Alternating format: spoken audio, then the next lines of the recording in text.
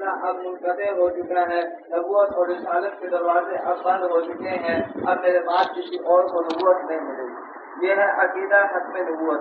حضرات محترم، ہم اس نشست میں جہاں عقائد سیکھیں گے تو وہاں ہم یہ بھی سیکھیں گے کہ عقائد کے یہ دشمن جو ہے اور اس دور کے بڑے فتنے ہیں وہ ہم پر کیسے وار کرتے ہیں اور کیسے وہ الفاظ کا ہیر پھیر کر کے مسلمانوں کے ایمان کو لوٹتے ہیں۔ سب سے پہلی بات یہ یاد رکھیں کہ فتنہ جو ہے اس کے پاس کبھی بھی حق بات نہیں ہوتی، فتنے کے پاس کبھی بھی حق بات حق دلیل نہیں ہوتی ہے، لیکن کیا فتنے کے پاس لفظوں کا ایک منقش جال ہوتا ہے، فتنے کے بعد الفاظ کا ایک ایسا ہیر پھیر ہوتا ہے کہ جس کو سن کر انسان جو ہے سادہ انسان وہ ان لفظوں کے جال میں پھنس جاتا ہے۔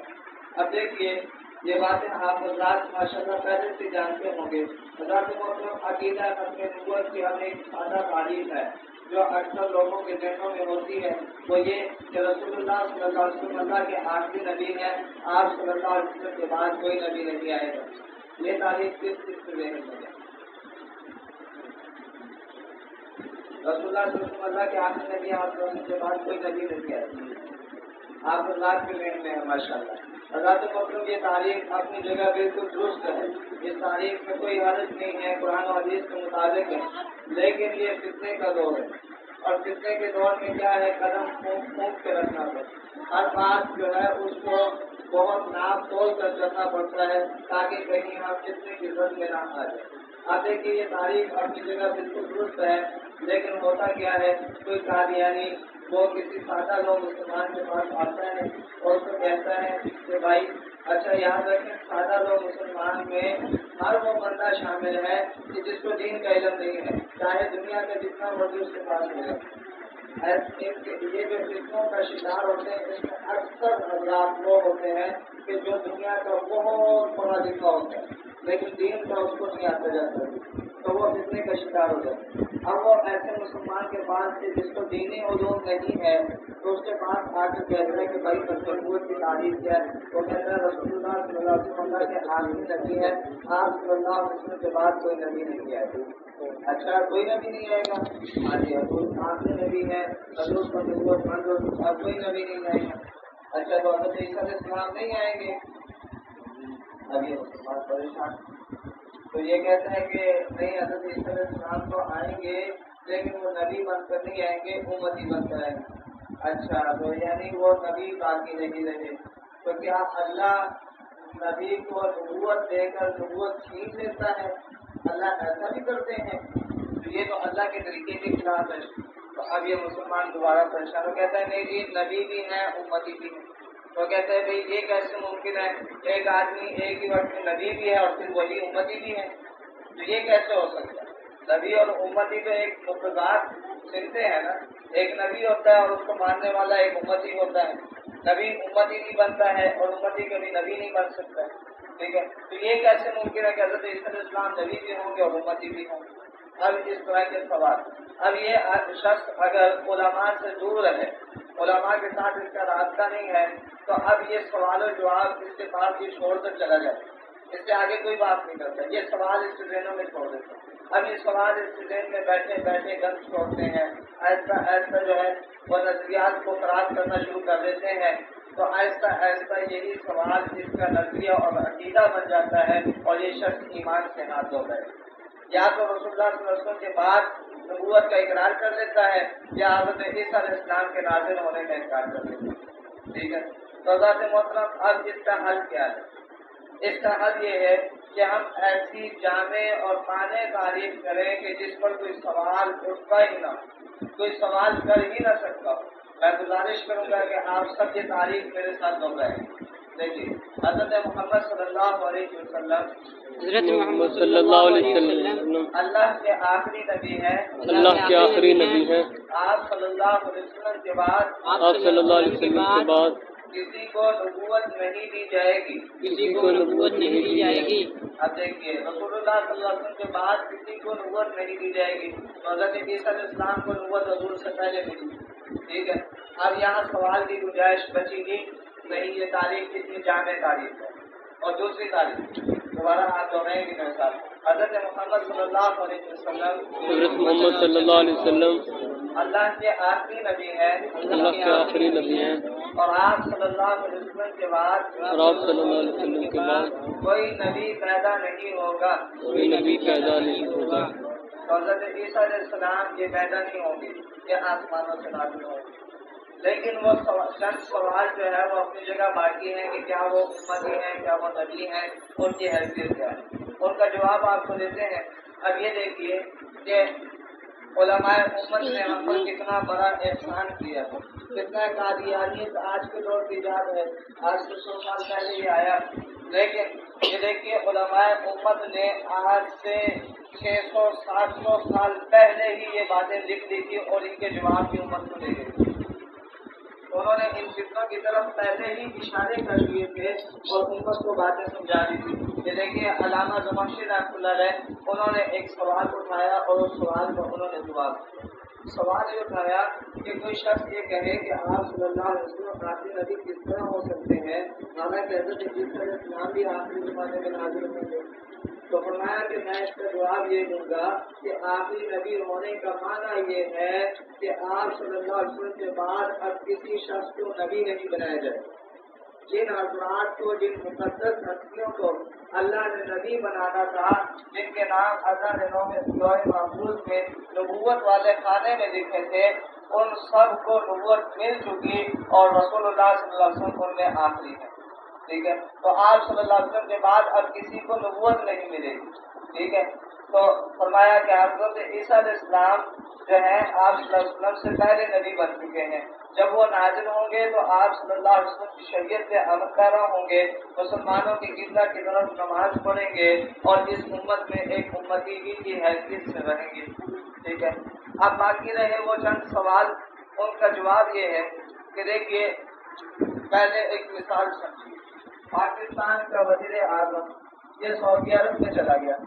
ठीक है, अब सऊदी अरब में जब गया तो क्या इसकी वज़ारत उज़्मा ये सऊदी अरब में चलेगी? नहीं, सऊदी अरब में नहीं चलेगी। ठीक है, अब ये सऊदी अरब में एक सऊदी शहरी की तरह रहेगा, सऊदी कानून के मुताबिक रहेगा। ठीक है, सऊदी कानून जो होगा वो इस पर भी लागू होगा, पाकिस्तान के वज़ीर आज़म पर। ठीक है, तो अब वो अगर पाकिस्तान वापस आ जाता है तो यहाँ उसकी वज़ारत चलती है, लेकिन सऊदी अरब में चला जाता है तो वहाँ उसकी वज़ारत नहीं चलती। क्यों? क्योंकि सऊदी अरब उसकी वज़ारत चलाने की जगह नहीं, वो पाकिस्तान का वज़ीर आज़म है, उसकी वज़ारत चलेगी पाकिस्तान में, इसी खित्ते में चलेगी। दूसरे खित्ते में उसकी वज़ारत नहीं चल सकती, दूसरे खित्ते में उसी के कानून के मुताबिक वो रहेगा। बिल्कुल ऐसे ही हज़रत ईसा अलैहिस्सलाम तशरीफ़ लाएंगे। हज़रत ईसा अलैहिस्सलाम अल्लाह के नबी हैं, आपको पहले से नबूवत मिल चुकी है, लेकिन जब इस उम्मत में आएंगे, आखिर ज़माने में आएंगे, तो अब हज़रत ईसा अलैहिस्सलाम का ज़माना भी गुजर चुका, हज़रत ईसा अलैहिस्सलाम की उम्मत भी गुजर चुकी, आपका दौरे नबूवत भी गुजर चुका। अब इस उम्मत में वो एक उम्मती की हैसियत से रहेंगे और रसूलुल्लाह सल्लल्लाहु अलैहि वसल्लम की शरीयत पर ही अमल करेंगे। अब बात ये रही कि वो नबी भी है और फिर उम्मती भी बन गए, ये कैसे मुमकिन है? तो ये बहुत आसान है, इसमें कोई जो है वो ताज्जुब की बात नहीं। मैं हज़रत से एक सवाल पूछता हूँ, हज़रत आप किसी के बेटे हैं? मैं आप किसी के बेटे? बिल्कुल है। आप किसी के वालिद भी हैं? बिल्कुल वालिद भी हैं। ठीक है, तो ये हज़रत एक वक़्त में बेटे भी हैं और एक ही वक़्त में ये बाप भी है। आपको ये बात ताज्जुब इसमें महसूस हो रहा है? नहीं, ये बात अजीब लग रही है कि ये बेटे भी हैं बाप भी हैं? ये बात कोई अजीब नहीं है। क्यों? क्योंकि इनके ऊपर को देखें, इनके वालिद को देखें तो ये अपने वालिद के बेटे हैं। ठीक है, और नीचे को देखें, इनकी औलाद को देखें तो ये अपनी औलाद के बाप हैं। ठीक है, तो हैसियतों का फर्क आ गया। ठीक है, अब ये एक ही शख्स एक ही वक़्त में बाप और बेटा है, लेकिन हैसियत मुख्तलिफ है। अपने बाप का बेटा अपने बेटे का बाप है। ठीक है, बिल्कुल इसी तरह हज़रत ईसा अलैहिस्सलाम नबी भी है और उम्मती भी होंगे, लेकिन हैसियतों का फर्क है। अपनी उम्मत के वो नबी हैं। ठीक है, जो उनकी उम्मत गुजर चुकी उनके वो नबी थे। ٹھیک ہے. اور جب رسول اللہ صلی اللہ علیہ وسلم کو دیکھا جائے گا تو وہ رسول اللہ صلی اللہ علیہ وسلم کے امتی ہیں. ٹھیک ہے. تو اس میں کوئی تعجب کی بات نہیں ہے. اور یہ صرف حضرت عیسیٰ علیہ السلام نے بلکہ اس کائنات کو وجود بخشنے سے پہلے اللہ تعالیٰ نے جہاں عام انسانوں کی روحوں سے اپنے رب ہونے کا وعدہ اور اقرار دیا تھا، وہی اللہ تعالیٰ نے تمام نبیوں کی روحوں سے نبی کریم صلی اللہ علیہ وسلم پر ایمان لانے کا وعدہ دیا. اور تمام انبیاء عالم ارواح میں ہی اس کائنات کے بننے سے پہلے ہی رسول اللہ صلی اللہ علیہ وسلم کی نبوت کا اقرار کر چکے تھے. تو تمام کے تمام نبی وہ نبی بھی ہیں اور رسول اللہ صلی اللہ علیہ وسلم کے امت بھی. اور آپ صلی اللہ علیہ وسلم نبی اور رسول بھی ہیں اور نبیوں کے نبی بھی ہیں. ٹھیک ہے. تو یہ بات آپ کو سمجھ آ گئی ہے. حضرت عیسیٰ علیہ السلام کے متعلق کے جو چند سوال میں نے کیے تھے سب کو ان کے جواب سمجھ آ رہے. کسی کو نہیں سمجھ آئے تو وہ دوبارہ آج کر کسی کو نہیں سمجھ آیا. اچھا حضرت محترم، حضرت عیسیٰ علیہ السلام کے نزول کا مسئلہ، ان کی حیات کا اور رفع کا مسئلہ ایسا مسئلہ ہے کہ جس کے متعلق قادیانی مسلمانوں کو بہت گمراہ ہے. کیونکہ یہ وہ بات ہے کہ جس کے بارے میں مسلمان زیادہ نہیں جانتے. اور اب ہوتا کیا ہے کہ جب زیادہ نہیں جانتے، بس یہ تو جانتے ہیں کہ حضرت عیسیٰ علیہ السلام آئیں گے. اب قرآن پاک میں کہا لکھا، حدیث مبارکہ میں کہا لکھا، علماء امت کے اس بارے میں کیا اقوال ہے، ان باتوں کو جانتے ہی نہیں. تو اتنا کیا کرتا ہے وہ ایک اس کا واقعہ بھی ہے کہ وہ حق کے نہ ہونے کا یقین دل میں بٹھاتا ہے. وہ آدمی کہتا ہے کہ بھائی تم حضرت عیسیٰ علیہ السلام کے رفع نزول کا عقیدہ مانتے ہو، حالانکہ قرآن میں تو یہ بات ہے ہی نہیں، حالانکہ احادیث مبارکہ میں تو ہے ہی نہیں، بالکل کوئی حدیث نہیں ہے. ایک تو ہے بھائی. اب وہ سادہ مسلمان علماء سے دور، اس نے کیا کیا، اس نے جب یہ بات سنی اس نے کہا یار شاید واقعی قرآن میں نہیں، واقعی حدیث مبارکہ میں نہیں. اب وہ تزلزل ہوگا. اسی لیے ایک آیت، ایک حدیث اور ایک قول حضرت عیسیٰ علیہ السلام کے رفع نزول کے مطابق. یاد رکھیے حضرت عیسیٰ علیہ السلام کے متعلق مسلمانوں کے عقیدے کیا ہیں. ٹھیک ہے. 12 بڑے عقیدے ہیں، ان میں سے چند عقیدے آپ کے سامنے میں پیش کر دوں گا. حضرت عیسیٰ علیہ السلام بن باپ پیدا ہوئے. ٹھیک ہے. اور حضرت عیسیٰ علیہ السلام کو یہودیوں نے سلیب پر چڑھانے کی کوشش کی تھی، لیکن اللہ تعالیٰ نے حضرت عیسیٰ علیہ السلام کی شکل کسی اور شخص میں ڈال دی اور اس کو پکڑ کر انہوں نے سلیب پر چڑھا دیا. تو دوسرا عقیدہ یہ ہے کہ حضرت عیسیٰ علیہ السلام سلیب پر نہیں چڑھائے گئے. اور تیسرا عقیدہ یہ ہے کہ حضرت عیسیٰ علیہ السلام قتل بھی نہیں کیے گئے ہیں. اور چوتھا عقیدہ یہ ہے کہ حضرت عیسیٰ علیہ السلام اپنے انسانی جسم کے ساتھ زندہ صحیح سالم آسمانوں پر اٹھا لیے گئے. اور پانچواں عقیدہ یہ ہے کہ حضرت عیسیٰ علیہ السلام اپنے اسی انسانی جسم کے ساتھ آسمان پر زندہ موجود ہیں.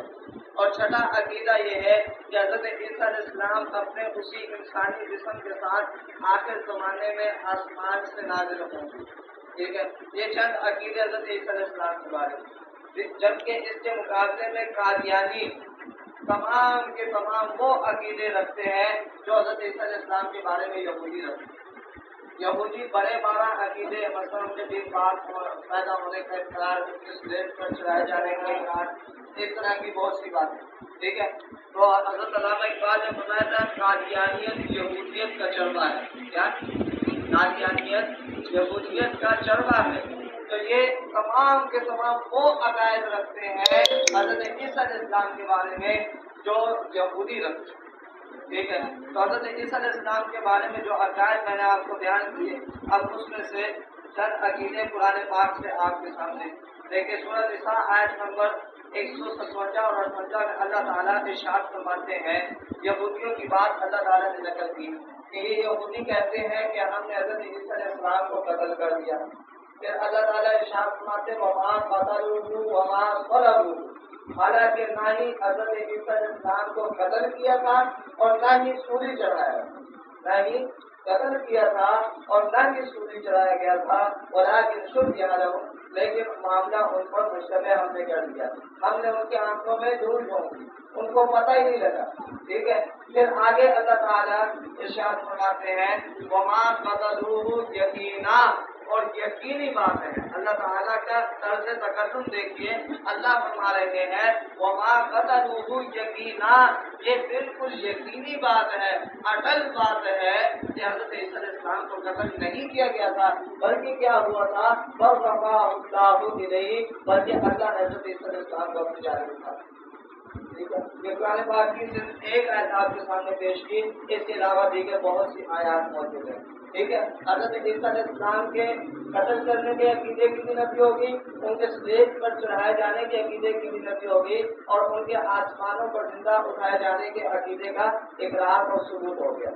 اب حدیث سے مبارکہ دیکھتے ہیں۔ یاد رکھیے حضرت عیسیٰ علیہ السلام کے مسئلے پر احادیث اتنی کثرت سے ہے کہ ہر ایک حدیث کی کتاب میں، جتنی بھی احادیث کی کتابیں اٹھا کر دیکھ لیں، ہر ایک حدیث کی کتاب میں حضرت عیسیٰ علیہ السلام کے متعلق باقاعدہ ایک باب اور چیپٹر بنا ہوا ہے۔ حضرت عیسیٰ علیہ السلام کے متعلق رسول اللہ صلی اللہ علیہ وسلم نے اتنی جو ہے وہ متعدد باتیں ارشاد فرمائی ہیں، اور اگر ان کو جمع کر دیا جائے تو کئی کتابیں بن جائیں، اتنی ساری احادیث۔ ٹھیک ہے، تو ان میں سے ایک حدیث آپ کے سامنے رسول اللہ صلی اللہ علیہ وسلم نے ارشاد فرمایا کئی بار انتم اذا نزل المطر من السماء فيكم وثماركم منه، اے امت محمدیہ تمہارا خوشی سے اس وقت کیا حال ہوگا، کیا کیفیت ہوگی کہ جب حضرت عیسیٰ علیہ السلام آسمانوں سے تم میں نازل ہوں اور تمہارا ایمان تم میں سے ہو۔ اس واقعے کو مختصراً آپ کے سامنے عرض کرتا ہوں، یہ ایک الگ عنوان ہے، انشاءاللہ کبھی موقع ملا اس عنوان کو تفصیل سے عرض کریں۔ مختصراً یہ کہ جب غزوہ ہند ہو چکا ہوگا اور اس کے بعد بیت المقدس بھی فتح ہو چکا ہوگا حضرت امام مہدی کی قیادت میں، تو اس کے بعد کیا ہوگا کہ کوئی یہ اعلان کر دے گا کہ دجال آ گیا۔ اب مسلمان دجال سے لڑنے کے لیے تیار ہوں گے، حالانکہ دجال آیا نہیں ہوگا۔ تو اسی دوران یہ شام کا علاقہ ہے، دمشق ہے، اس کی جامع مسجد ہے، اس جامع مسجد میں فجر یا عصر کی نماز کی مسلمان تیاری کر رہے ہیں۔ اسی دوران مسلمان آسمانوں سے حضرت عیسیٰ علیہ السلام کو اپنے جسم انصری کے ساتھ اترتا ہوا دیکھیں گے۔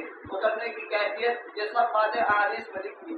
اترنے کی کیفیت آپ کے دونوں ہاتھ فرشتوں کے دو کندھوں پر ہوں گے، آپ نے دو پیلے رنگ کی چادریں پہنی ہوگی، ایک باندھ رکھی ہوگی، ایک جسم مبارک پر لے رکھی ہوگی، اور آپ کی جو جوتے مبارک ہے ان میں سے پانی ٹپکتا ہوگا جیسے کہ آپ نہا کر تشریف لا رہے ہیں، غسل فرما کر تشریف لا رہے ہیں۔ مسلمان حضرت عیسیٰ علیہ السلام کو اترتا ہوا دیکھیں گے، اور حضرت عیسیٰ علیہ السلام شام میں دمشق کی جامع مسجد کے مشرقی مینار، شام میں دمشق کی جامع مسجد کے مشرقی مینار پر حضرت عیسیٰ علیہ السلام اتریں گے۔ وہاں اترنے کے بعد پھر وہ نیچے تشریف لائیں گے۔ نیچے تشریف لانے کے بعد نماز کا چونکہ وقت تھا تو اب وہ کہیں گے، ان کو کہا جائے گا کہ آپ نماز پڑھائیں۔ تو حضرت عیسیٰ علیہ السلام ارشاد فرمائیں گے کہ نہیں، میں اس امت میں ایک امتی کی حیثیت سے آیا ہوں، لہذا اس امت کا کوئی فرد نماز پڑھائے۔ حضرت امام مہدی علیہ الرضوان وہ نماز پڑھائیں گے جو کہ اس امت کے ایک فرد ہے، اور اللہ کا ایک رسول حضرت عیسیٰ علیہ السلام اس امتی کے رسول اللہ صلی اللہ علیہ وسلم کے امتی کے پیچھے نماز پڑھا کرے۔ ٹھیک ہے، اسی واقعے کو حضور نے ارشاد فرمایا کہ کیا عالم ہوگا مسلمانوں، کیسی خوشی اور مسرت ہوگی کہ جب حضرت عیسیٰ علیہ السلام کو آسمانوں سے اترتا دیکھو گے، اور پھر اس کے بعد تمہارا امام بھی تم میں سے ہوگا۔ ٹھیک ہے، اب اس میں یہ بھی واضح ہو گیا کہ کہاں سے اتریں گے، آسمانوں سے اتریں گے، قادیان میں پیدا نہیں ہوں گے، آسمانوں سے اتریں گے، اور اترنے کی تمام تر کیفیت رسول اللہ صلی اللہ علیہ وسلم نے بہت واضح طور پر ارشاد کیا۔ ایک اصطلاح استعمال ہوتی ہے اجماع امت، دینی علوم میں ہم یہ لفظ استعمال کرتے ہیں، اس کا آسان ترجمہ ہے اتفاق امت، کہ اگر کسی مسئلے پر تمام امت کے علماء متفق ہو جائیں اس مسئلے کو مسئلہ اجماعیہ کہا جاتا ہے، اور امت کے علماء کا یہ اتفاق کر لینا اس کو اجماع امت کہا جاتا ہے۔ یاد رکھیے اجماع امت کا انکار کرنا کفر ہے، اجماع امت کا انکار کرنا کفر ہے، کیونکہ رسول اللہ صلی اللہ علیہ وسلم نے بہت واضح طور پر یہ ارشاد فرما دیا کہ میری امت کبھی بھی گمراہی پر ساری کی ساری جمع نہیں ہو سکتی۔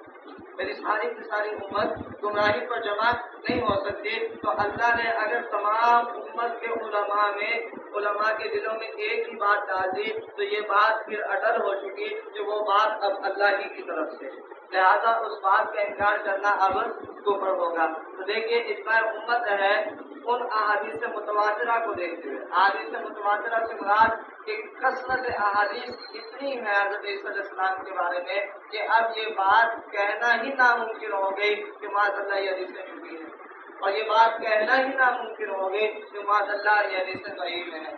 تو کثرت احادیث کو دیکھتے ہوئے امت نے یہ اس بات پر اتفاق کیا ہے، اجماع کیا ہے کہ حضرت عیسیٰ علیہ السلام آسمانوں پر کیا ہے، آسمانوں پر زندہ. یہ عقائد ہیں، ان کو دوہرا لیں. آسمانوں پر زندہ ہے، ٹھیک ہے. آخری زمانے میں نازل ہوں گے، آخری زمانے میں نازل ہوں گے، پیدا نہیں ہوں گے.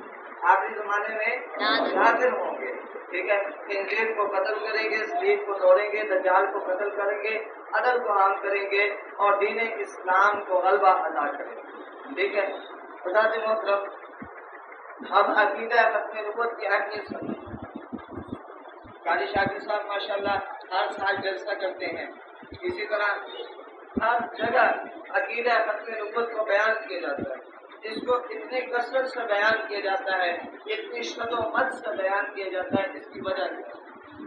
عقیدہ ختم نبوت میں ایسی خاص بات کیا ہے کہ اس پر جو ہے کبھی کسی نے سمجھوتا نہیں کیا، اور ہر شخص، ہر عالم اس مسئلے کو بیان کرتا ہے.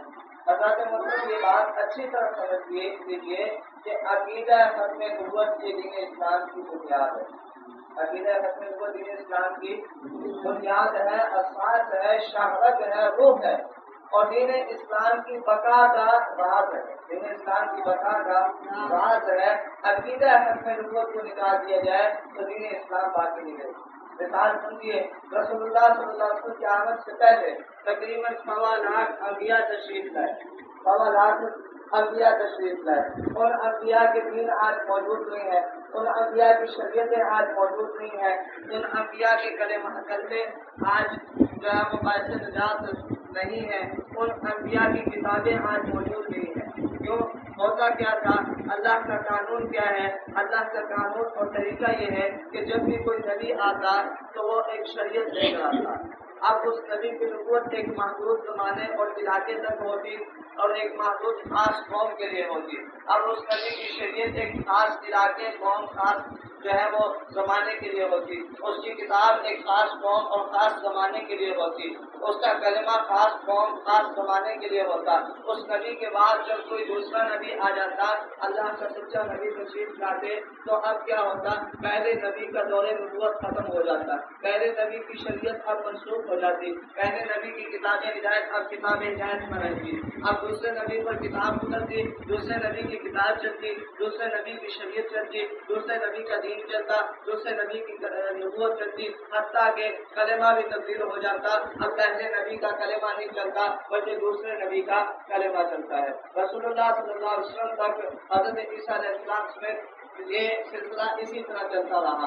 آپ صلی اللہ علیہ وسلم تشریف لائے، آپ صلی اللہ علیہ وسلم نے عقیدہ ختم نبوت کیا. آپ صلی اللہ علیہ وسلم نے بتا دیا انا خاتم النبیین لا نبی بعدی، اب میں آخری نبی ہوں، میرے بعد اب کسی کو نبوت نہیں ملے گی. جب آپ نے یہ عقیدہ دے دیا تو اب یہ بات ہمیں سمجھ آ گئی کہ اب قیامت تک کی شریعت محمدی صلی اللہ علیہ وسلم ہے. اب قیامت تک کا دین محمدی صلی اللہ علیہ وسلم ہے. اب قیامت تک کی کتاب ہدایت قرآن پاک ہے، اور قیامت تک کے لیے نجات کا ذریعہ کلمہ محمدی صلی اللہ علیہ وسلم ہے. ٹھیک ہے، تو اب اس دین کو باقی کس چیز نے رکھا؟ عقیدہ ختم نبوت نے رکھا. اگر یہ عقیدہ ہمیں نہ دیا جاتا اور حضور اکرم صلی اللہ علیہ وسلم یہ عقیدہ نہ بتلاتے تو جس طرح پہلے نبیوں کے بعد نبی آتے رہے اور ان نبیوں کی نبوتیں اور شریعتیں منسوخ ہوتی رہی، ایسے ہی رسول اکرم صلی اللہ علیہ وسلم کے بعد بھی کوئی نبی آ جاتا اور آپ صلی اللہ علیہ وسلم کی شریعت بھی منسوخ ہو جاتی، دین اسلام بھی جو ہے وہ اب تبدیل ہو جاتا. لیکن جب حضور اکرم صلی اللہ علیہ وسلم نے عقیدہ ختم نبوت دے دیا تو یہ بات سمجھ آ گئی کہ اب یہ دین کبھی ختم نہیں ہوگا، اب قیامت تک یہ دین باقی رہے گا. اور اس کو باقی کس چیز میں رکھا؟ عقیدہ ختم نبوت. حضرات محترم، اب یہ بات سمجھنے کے لیے یہ بات سمجھنے کے لیے ایک بات سمجھیے. ایک لفظ استعمال ہوتا ہے دینی علوم میں، اس کو ضروریات دین کہتے ہیں. ضروریات دین کا مطلب کیا ہے کہ کوئی دین کا مسئلہ، کوئی دین کی علامت، کوئی دین کی بات، کوئی دین کا عقیدہ اتنا مشہور ہو جائے، اتنا مشہور ہو جائے، زبان زد عام ہو، حتیٰ کہ کافر بھی دیکھ کر کہہ دے کہ یہ اسلام کی علامت ہے، یہ اسلام ہے. جب اس کو دیکھ کر کافر بھی یہ کہہ دے تو اب اس مسئلے، اس بات، اس عقیدے کو ضروریات دین کا نام دیا جاتا ہے. کیا نام دیا جاتا ہے؟ ضروریات. مثال، کافروں کے ملک میں اذان ہو جائے تو کافر فوراً سے کیا کہیں گے کہ یہ مسلمانوں کی اذان ہے. کافر فوراً سے اذان کو پہچان لیں گے. اذان اتنی عام ہو چکی، پوری دنیا میں اتنی عام ہو چکی کہ کافروں کے ملک میں بھی ہو تو وہ دیکھ کر کیا کہیں گے، سن کر کہ یہ مسلمانوں کی اذان ہے. اب دیکھیے اذان ضروریات دین ہو گیا. اذان کیا ہو گیا؟ ضروریات دین ہو گئی. تو اب ضروریات دین کا انکار کرنا کفر ہے. ضروریات دین کا انکار کرنا کفر ہے. اذان دینا سنت ہے، لیکن اذان کا انکار کرنا کفر ہے. اذان دینا سنت ہے، اذان کا انکار کرنا کفر ہے. کیوں؟ کیونکہ یہ ضروریات دین میں سے، یہ ضروریات دین میں سے ہے. تو جو مسئلہ بھی ضروریات دین میں سے بن جائے، اور ضروریات دین میں کون کون سے مسئلے ہیں یہ بات جاننے کے لیے حضرت علامہ انور شاہ کشمیری رحمۃ اللہ علیہ کی کتاب اقبال المرتدین دیکھیں. تو ضروریات دین میں سے جو بھی مسئلہ بن جائے تو اب اس کا انکار کرنا کفر ہے، حتیٰ کہ اس کا نہ جاننا بھی کفر ہے. یہی دیکھیے عقیدہ ختم نبوت، فقہ حنفی کے بہت بڑے عالم، بہت بڑا نام حضرت علامہ ابن نجیم رحمۃ اللہ علیہ یہ ارشاد فرماتے ہیں کہ کوئی شخص اگر یہ نہیں جانتا کہ حضور آخری نبی ہے، حضور کی ختم نبوت کو وہ شخص نہیں جانتا تو فرمایا ہرگز مسلمان نہیں ہو سکتا. کیونکہ یہ مسئلہ ضروریات دین میں سے. اس بات کو ایسے سمجھیے کہ کوئی شخص اگر فیصلہ آباد لاہور چلا گیا، موٹر سائیکل پر گیا اور لال بتی جل رہی ہے تو اس نے وہ اشارہ کراس کر دیا. اور کراس کرنے پر جس کا چالان ہوگا پولیس والے اس کو پکڑتے تو یہ کہتا ہے کہ چالان کس چیز کا جی، مجھے تو پتہ ہی نہیں تھا لال بتی جلنے پر جو ہے وہ روکنا ہوتا ہے. تو کیا اس کی بخشش ہو جائے گی؟ اس سے چھوڑ دیں گے پولیس والے، بچے وہ کہیں گے تمہارا ڈبل ہونا چاہیے. تمہیں اتنی سی بات کی نہیں پتا، ٹھیک ہے. تو کل قیامت والے دن اللہ کے حضور جب لوگ پیش ہوں گے تو ان میں کوئی شخص اگر یہ کہہ دے کہ یار تھا مجھے تو پتہ ہی نہیں تھا کہ حضور کی ختم نبوت کے بارے میں، تو اللہ تعالیٰ اس کی بخشش کر دیں گے. بلکہ اس کی سخت ترین فخر ہوگی کیونکہ یہ عقیدہ تو اب زبان سے عام ہو چکا ہے، یہ عقیدہ تو اب ضروریات دین میں سے بن چکا. تو فرمایا کہ کوئی نہیں جانتا تو وہ کبھی بھی مسلمان نہیں ہو سکتا. حضرت امام ابو حنیفہ رحمۃ اللہ علیہ کا مشہور فتویٰ آپ سب حضرات جانتے ہیں کہ آپ سے کسی نے پوچھا مدعی نبوت کے بارے میں، تو آپ نے فرمایا یقیناً کافر ہے. پوچھا کہ اس سے کسی شخص نے دلیل مانگ لی ہے، کسی شخص نے کہا کہ اپنی تصدیق میں کوئی معجزہ پیش کرو، اپنی تصدیق میں کوئی آیت، کوئی دلیل، کوئی نشانی دکھاؤ کہ تم نے یہ دعویٰ کیا ہے کہ میں نبی ہوں، تو اپنے دعوے کو سچا ثابت کرو، کوئی دلیل دو. تو حضرت امام ابو حنیفہ نے فرمایا کہ جو دعویٰ مانگ رہا ہے، جو دلیل مانگ رہا ہے، جو نشانی مانگ رہا ہے، جو معجزہ مانگ رہا ہے، یہ بھی مانگنے پر کافر ہو. کیونکہ رسول اللہ صلی اللہ علیہ وسلم نے اب واضح طور پر یہ عقیدہ دے دیا ہے کہ میں آخری نبی ہوں. اب یہ عقیدہ جو ہے وہ روشن سورج سے بھی زیادہ واضح ہو چکا ہے. اب یہ عقیدہ پتھر پر یقین بن چکا ہے. تو اب اس کے بعد ہم تصور ہی نہیں کر سکتے کسی اور نبی کا، تصور ہی نہیں کر سکتے چیزا یہ کہ کوئی دعویٰ کرے تو ہم اس سے دلیل مانگیں. تو بتا دلیل مانگنے والا بھی کیا ہو جائے گا؟ کافر ہو جائے گا. ٹھیک ہے. رسول اللہ صلی اللہ علیہ وسلم فرما چکے میرے بات اب کسی کو ضرورت نہیں. حضرات محترم، یہ مسئلہ جتنا حساس ہے اور جتنا اہم ہے اتنا ہی اللہ نے اس مسئلے کو زیادہ بیان کیا. حضرت نے بیان میں بتایا کہ عقیدہ ختم نبوت پر کتنے آیتیں ہیں؟ قرآن پاک میں عقیدہ ختم نبوت پر مکمل 100 آیتیں ہیں. کتنی آیتیں ہیں؟ 100. اب بات بولیں عقیدہ ختم نبوت پر کتنے آیتیں ہیں؟ 100 آیتیں ہیں. عقیدہ ختم نبوت پر اللہ نے قرآن پاک میں مکمل 100 آیات ارشاد فرمائی. ان میں سے ایک آیت آپ کے سامنے مشہور آیت، آپ اس کی تفسیر بھی جانتے ہیں. اللہ تعالیٰ ارشاد فرماتے ہیں کہ رسول اللہ صلی اللہ علیہ وسلم تم مردوں میں سے کسی کے باپ نہیں ہے، یعنی آپ صلی اللہ علیہ وسلم کی نرینہ جوان اولاد نہیں تھی. آپ صلی اللہ علیہ وسلم کی نرینہ اولاد جو پیدا ہوئی وہ بچپن میں ہی فوت ہو چکی. تو آپ کی نرینہ جوان اولاد کوئی نہیں ہے، لیکن کیا ہے ولکن رسول اللہ، لیکن آپ اللہ کے رسول ضرور ہے. اور اللہ کے رسول تو پہلے بھی تھے. تو حضور کی کیا شان ہے؟ فرمایا اللہ کے رسول ہے اور شان یہ ہے کہ خاتم النبیین ہے، آخری نبی ہے. خاتم النبیین ہے. میں وکان اللہ بكل شيء عليما، اللہ تعالیٰ ہر شے کو جاننے والے ہیں. حضرت محترم عقیدہ احمد کے طور پر احادیث مبارکہ حضرت نے اعلان میں یہ بھی بتا دیا تھا. تو آپ جانتے ہیں احادیث مبارکہ کتنی ہے؟ 210. احادیث مبارکہ کتنی ہے؟ 210. عقیدہ احمد کے طور پر احادیث مبارکہ کتنی ہے؟ 210. 210. ان میں سے ایک حدیث آپ کے سامنے دیکھیے. رسول اللہ صلی اللہ علیہ وسلم کے سامنے عقیدہ نبوت کتنا اہم ترین مسئلہ تھا کہ آپ صلی اللہ علیہ وسلم نے ہر موقع پر اس مسئلے کو بیان کیا. آپ صلی اللہ علیہ وسلم گھر میں تشریف فرما ہے، امہات المؤمنین سے آپ تکلم فرما رہے ہیں. عقیدہ آپ صلی اللہ علیہ وسلم نے اپنی ختم نبوت میں کر. آپ صلی اللہ علیہ وسلم سفر پر روانہ ہونے لگے ہیں. یہاں پر مدینے میں اپنا نائب چھوڑا. اس نائب کو آپ صلی اللہ علیہ وسلم نے جو ہے وہ ہدایات دی. ہدایات دینے کے بعد عقیدہ ختم نبوت بنتا ہے. آپ صلی اللہ علیہ وسلم سفر میں موجود ہے، صحابہ سے بات چیت کرنے کے بعد عقیدہ ختم نبوت بنتا ہے. آپ صلی اللہ علیہ وسلم نے ہر موقع پر عقیدہ ختم نبوت لازمن بتلایا ہے. کسی کو دیکھ لیجیے کہ حجت الوداع کے موقع پر آپ صلی اللہ علیہ وسلم نے دین کا خلاصہ بتلایا. آپ صلی اللہ علیہ وسلم نے دین کے تمام اہم امور بتلائے. اس میں آپ صلی اللہ علیہ وسلم نے ایک یہ بھی ارشاد فرمایا ایھا الناس انہ لا نبی بعدی ولا امۃ بعدکم، اے لوگوں میرے بعد اب کوئی نبی نہیں ہوگا اور تمہارے بعد کوئی امت نہیں ہوگی. ٹھیک ہے. حضرت محترم یہ باتیں اگر ہم جاننا چاہیں، یہ قرآن پاک کی آیتیں، یہ احادیث مبارکہ اگر ہم تلاش کرنا چاہیں تو علماء امت نے ہم پر بہت بڑا احسان کیا اور ان سب باتوں کو یکجا کر دیا. حضرت مفتی اعظم صاحب مفتی شفیع عثمانی رحمۃ اللہ علیہ نے کتاب لکھی ہے ختم نبوت کامل. کیا نام ہے؟ ختم نبوت کامل. اس کتاب میں قرآن پاک کی یہ 100 آیتیں بھی موجود ہیں، یہ 210 احادیث مبارکہ بھی موجود ہے، صحابہ کرام اور علماء امت کے اقوال بھی موجود ہیں. اور چوتھا بڑا کارنامہ حضرت نے یہ کیا کہ اس کتاب کے آخر میں عقل سے یہ بات ثابت کی ہے کہ رسول اللہ صلی اللہ علیہ وسلم کی آخری ہے.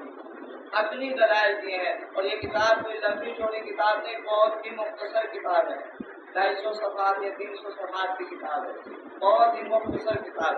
آپ سب حضرات سے گزارش کروں گا جن کے پاس ٹچ موبائل ہے وہ اپنے موبائلوں میں یہ کتاب لازماً ڈاؤن لوڈ کر اپنے موبائلوں میں انٹرنیٹ سے کتاب لے کر اپنے موبائلوں میں رکھ لیں.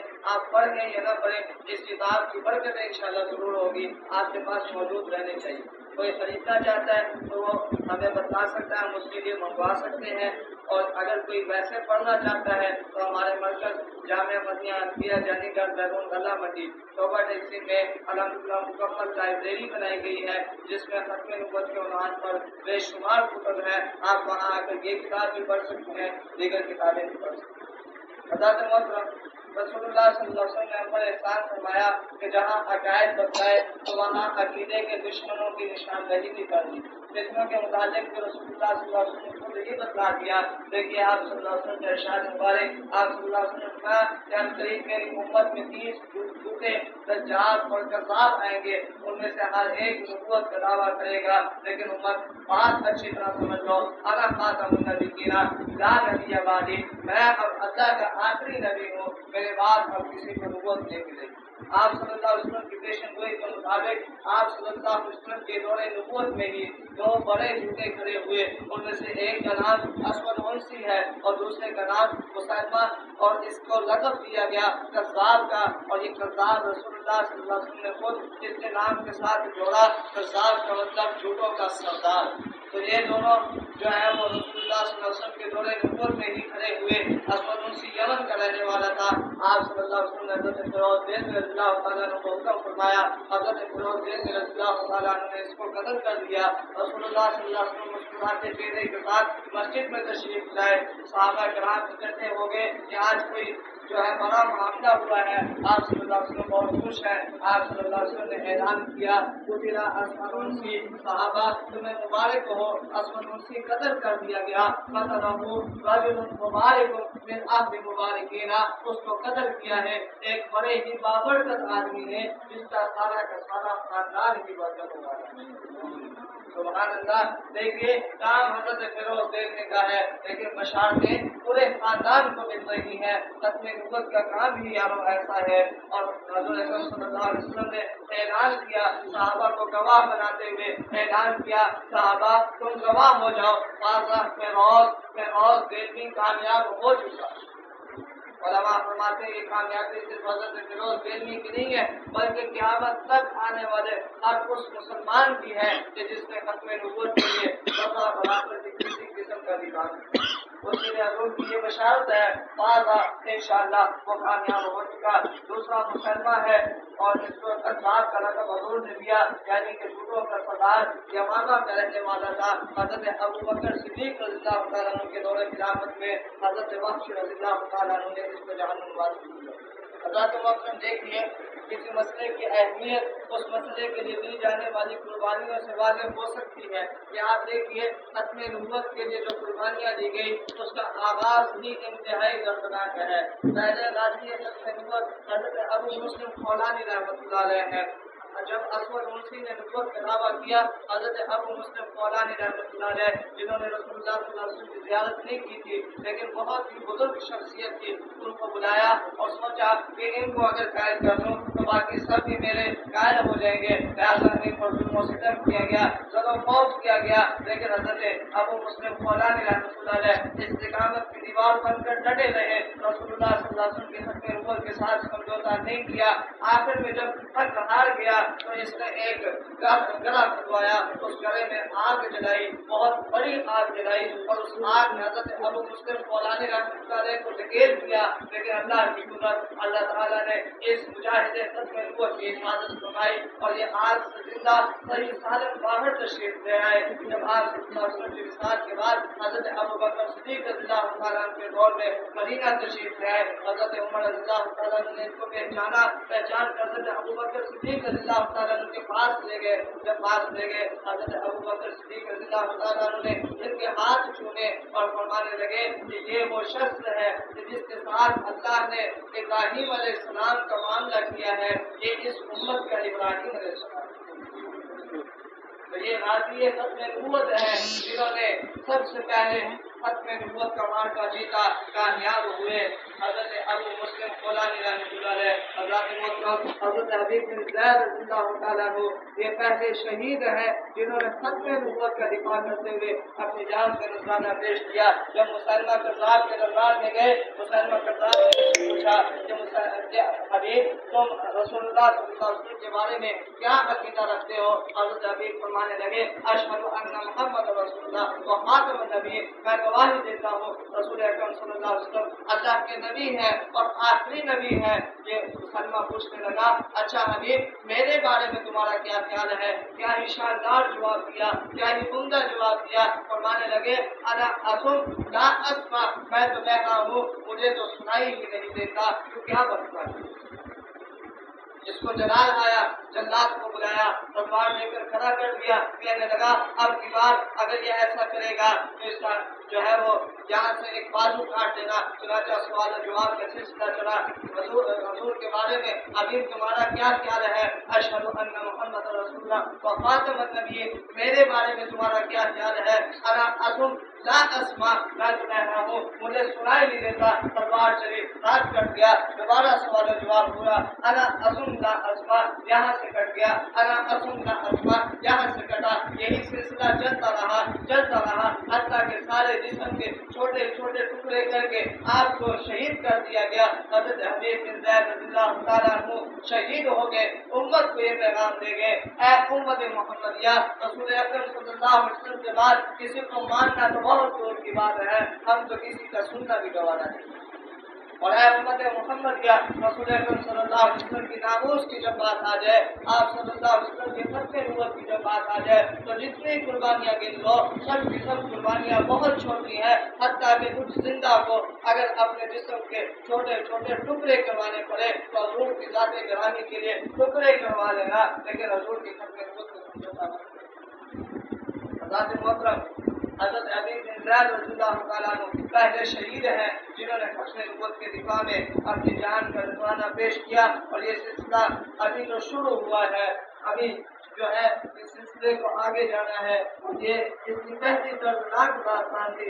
इसके बाद देखिए ये सिलसिला चलता रहा। ये यमामा का मैदान आपके सामने है, सऊदी अरब में वाक़या है। इस यमामा के मैदान में क्या वाक़या पेश आया? रसूल अकरम सल्लल्लाहु अलैहि वसल्लम के विसाल के बाद जब हज़रत अबू बकर सिद्दीक़ रज़ियल्लाहु तआला अन्हु खलीफा बन गए, मुसलमान कज़्ज़ाब दिन ब दिन ताकतवर होता जा रहा है। हज़रत अबू बकर सिद्दीक़ रज़ियल्लाहु तआला अन्हु ने इसके खिलाफ लश्कर कशी की। मुसलमानों का लश्कर कामयाब न हो सका, दूसरा लश्कर भेज दिया, वो भी कामयाब न हो सका। तीसरे लश्कर की तैयारी शुरू की, ऐलान कर दिया कि मदीना में जितने भी बालिग मर्द मौजूद हैं सब के सब इस जंग में शरीक होंगे। चुनांचे तमाम के तमाम लोग जंग में आ गए। हज़रत उमर आके फरमाने लगे, अमीरुल मोमिनीन आप ये क्या कर रहे हैं? तमाम लोगों को जंग में भेज रहे हैं, मदीना की हिफाजत के लिए भी तो किसी को छोड़ दें। मदीना में औरतें हैं, बच्चे हैं, यहाँ हमला हो गया, इनको कौन बचाएगा? हज़रत अबू बकर सिद्दीक़ रज़ियल्लाहु तआला अन्हु ने तारीखी अल्फाज इरशाद फरमाए, फरमाने लगे,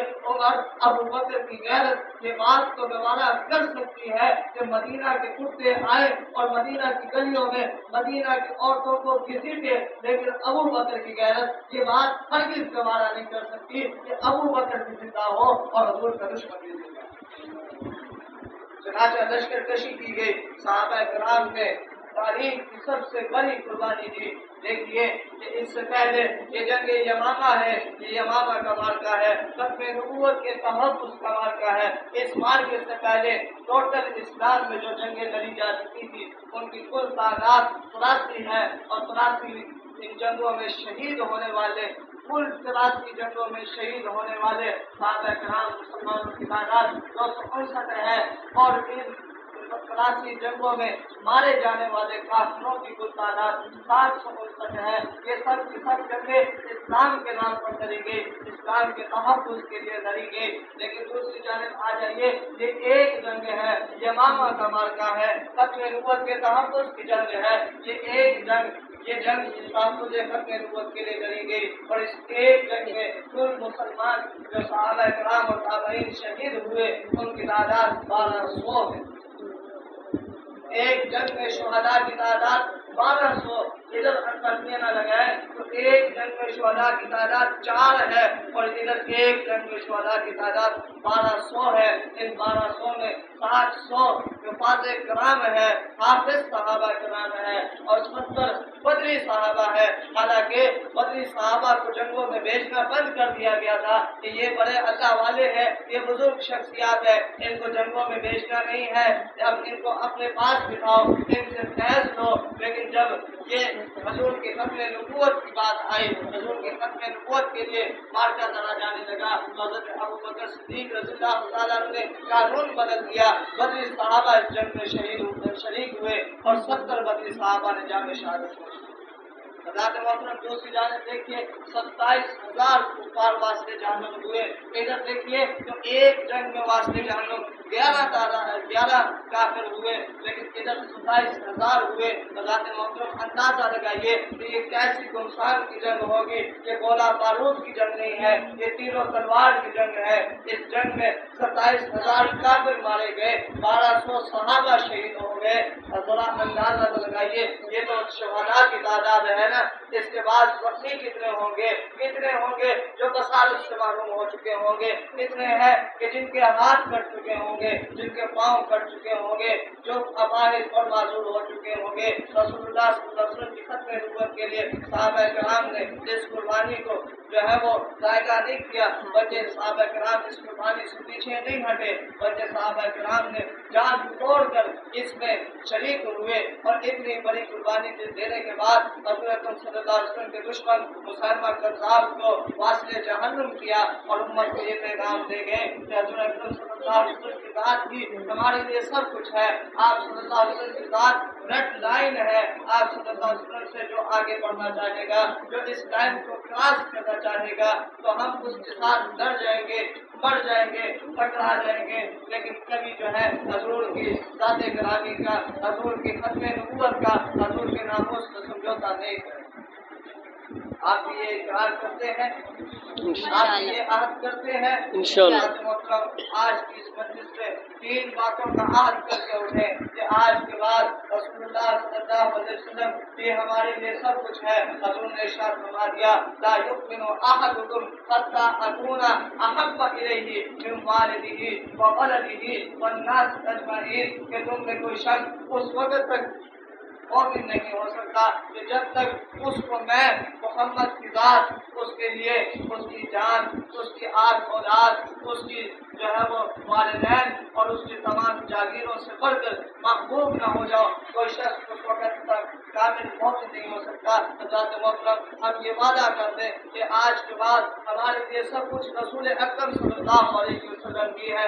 आप सल्लल्लाहु अलैहि वसल्लम की खत्म नबूवत के लिए, आपके सल्लल्लाहु अलैहि वसल्लम के नामों के लिए किसी किस्म की भी कुर्बानी मांगी गई तो सबसे पहला सिपाही मैं खुद होऊंगा। हर शख्स अपने बारे में ये तस्वुर करे कि सबसे पहले कुर्बानी देने वाला, सबसे पहले जान लुटाने वाला, सबसे पहले माल लुटाने वाला, सबसे पहले औलाद कुर्बान करने वाला, सबसे पहले वालिदैन कुर्बान करने वाला शख्स मैं होऊंगा।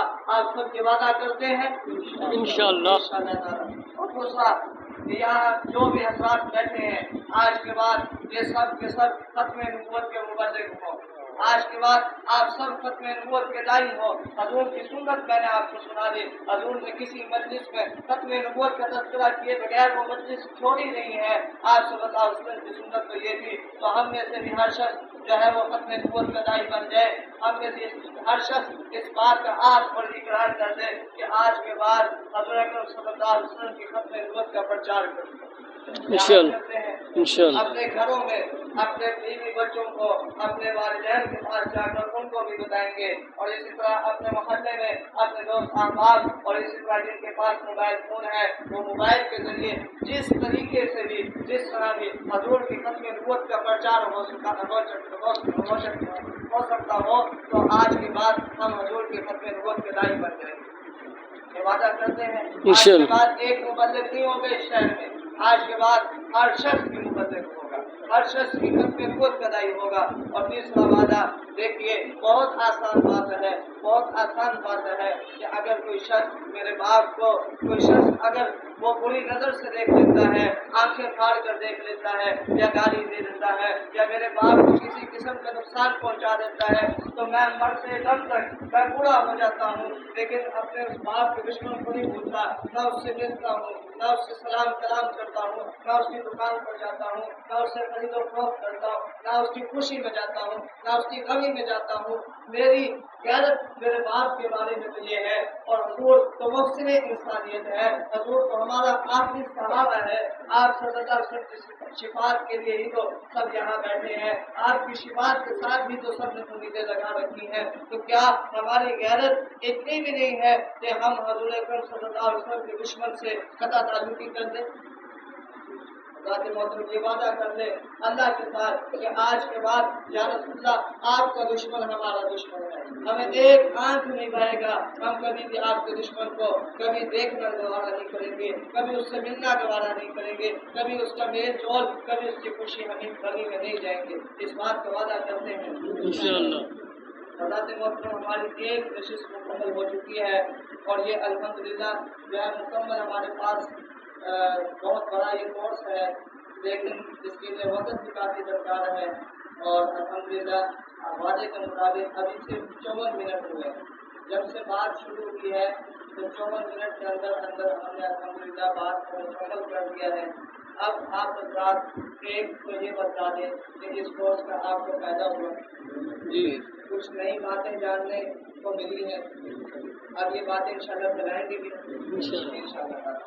اور دوسرا یہ کہ اب انشاءاللہ یہ جو آپ نے نشست سنی ہے اب دوسروں تک بھی یہ باتیں پہنچنی چاہیے، ٹھیک ہے، آسان کام انداز ہے، ان باتوں کو ہم یاد کریں، کون یاد کریں، ان باتوں کو انشاءاللہ تعالیٰ یاد کریں گے، اپنے نبوت کی تعریف، حضرت عیسیٰ علیہ السلام کے متعلق قرآن پاک کی ایک ایک آیت کو کم از کم یاد کر لیں گے نا انشاءاللہ، سب نبوت کے متعلق ایک آیت یاد کر لیں، ایک حدیث شریف یاد کر لیں، کون انشاءاللہ انشاءاللہ اللہ آپ کو اس کے ساتھ عطا فرمائے، اللہ تعالیٰ ہمارا یہاں بیٹھنا، ہمارا یہ بولنا اللہ تعالیٰ قبول فرما لے، اور یہ آپ کا بیٹھنا ضائع نہیں گیا، اور آپ یاد رکھیے حضرت علامہ احمد شاہ کشمیری رحمۃ اللہ علیہ کو جب ان کے آخری وقت میں لایا گیا، آپ نے چاہا کہ میں اپنے معتقدین کے سامنے ایک بیان کروں، آپ انتہائی بیمار ہیں، آپ کو لایا گیا، آپ چارپائی پر لیٹے ہوئے ہیں، آپ کے الفاظ کب کما رہے ہیں،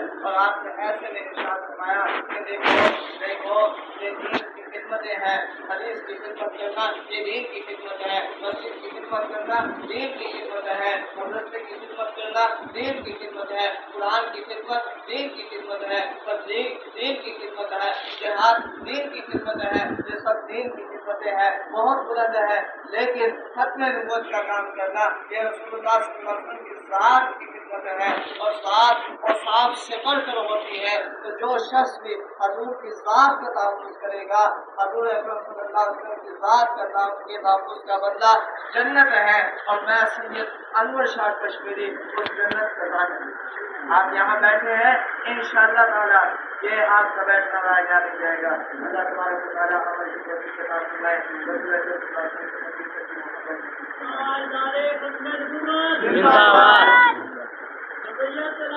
پیشوا